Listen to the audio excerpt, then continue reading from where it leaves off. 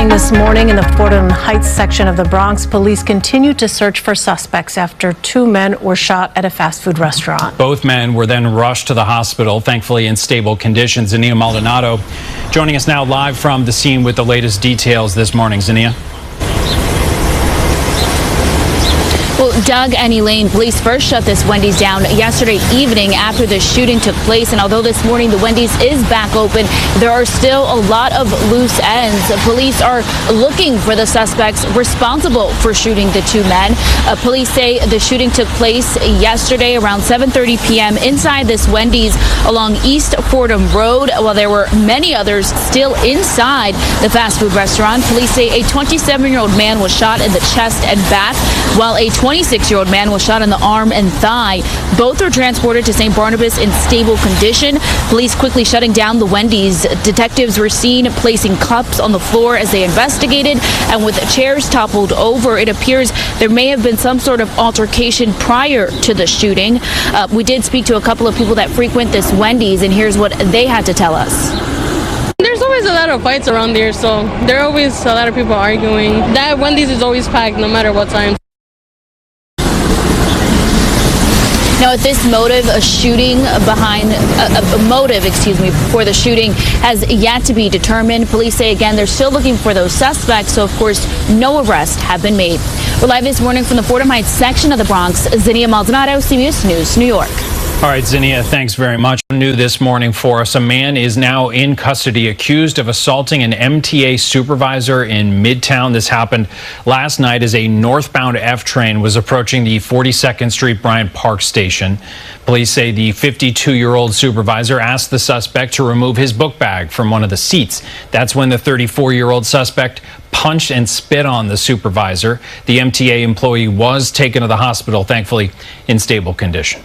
A commuter alert for you now. Starting tomorrow, New Jersey Transit's Raritan Valley line will be disrupted for about 2 weeks' time for overhead wire repairs. Amtrak says work on the outdated system has been long overdue. For customers who travel on the line during midday and evening hours, trains will now originate from Newark Penn Station rather than New York or Secaucus. Connecting trains from Secaucus and New York Penn will leave earlier than regular Raritan Valley lines. Customers should arrive early to ensure they don't miss their connections. The work is scheduled to end on April 18th. In Brooklyn, the FDNY tackled a fire in the basement of a panini shop. This was in Williamsburg. You can see just the massive response. The FDNY was first called to the scene just before 8 p.m. and our bravest had the fire under control in about an hour's time. Thankfully, no one was hurt. The cause of the fire is still technically under investigation, but officials did tell us that a hazmat team was requested to dispose of lithium-ion batteries. A consumer alert this morning: about 200,000 Vivitar blender bottles are being recalled because users could get cut by the blades. The Consumer Protection Agency says the blades can keep spinning even after the bottle is detached. So far, no injuries have been reported. The bottles were sold exclusively at Target from December of 2024 through January. You must contact the company, Sakar, not Target, for a full refund.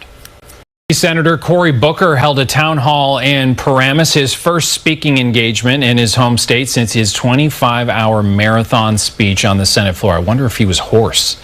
He appeared in front of a crowd at Bergen Community College. The Democrat talked about what inspired him to speak out. It is absolutely right to be angry and ticked off. It is absolutely right to say that what's going on in America right now is not normal. I was so grateful, my staff, we kept hearing from our constituents in our state, all over from South Jersey to North Jersey, from Sussex County to Cape May County, people who were saying to us, do more, say more. You're doing good, but you need to do more. Pipes sound good. Yeah, he sounds really good. Yeah, maybe some lozenges. Yeah, absolutely. Senator Booker also did face some hecklers in the crowd. He thanked them and told them he respected their right to protest.